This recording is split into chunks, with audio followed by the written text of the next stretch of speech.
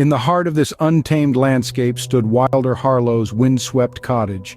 A solitary sanctuary on a rugged cliff edge, it was constantly battered by relentless waves and filled with the haunting cries of seagulls. Here, Wilder Harlow, a once celebrated writer, found himself held captive by the ghosts of his past. His memories, steeped in mystery and intrigue, propelled him on a quest. A quest not for glory or redemption, but for the elusive conclusion to his story.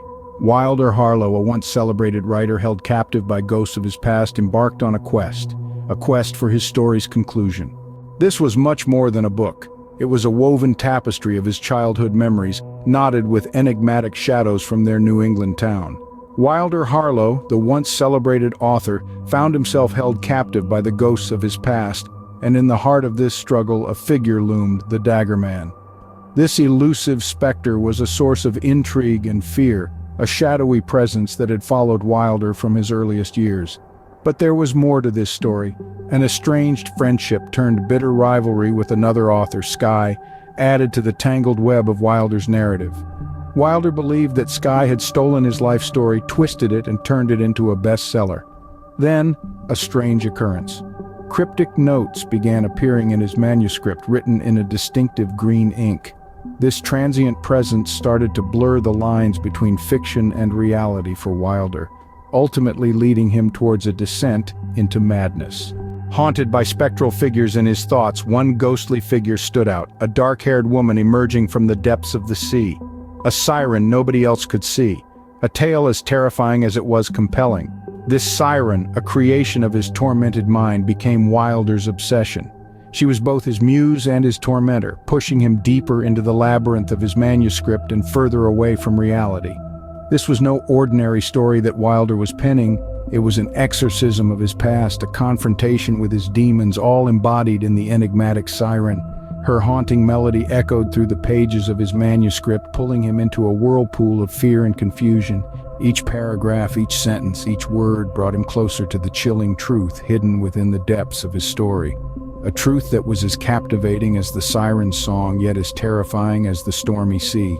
Every turned page brought him closer to a chilling revelation, a truth that threatened to consume him. His final book became a theater of his own mind, descending into occult and blurred boundaries of reality and illusion. A reckoning that would define not only his last masterpiece, but the finale of his existence. Wilder Harlow, a man once celebrated for his gripping tales, now found himself in the throes of a story that held him captive. A story that was as much his life as it was fiction. His pen, once a source of escape, was now the instrument of his unraveling. As he journeyed deeper into his manuscript, he found himself spiraling into an abyss of madness.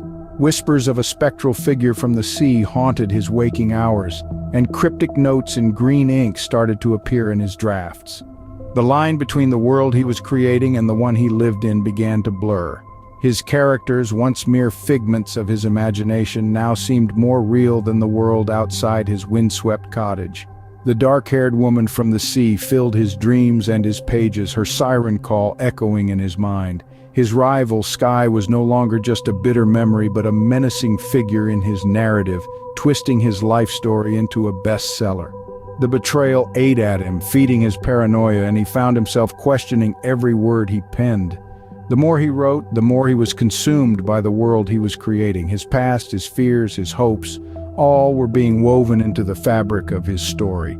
He was no longer just writing a book. He was writing his life, his mind, his very soul into existence.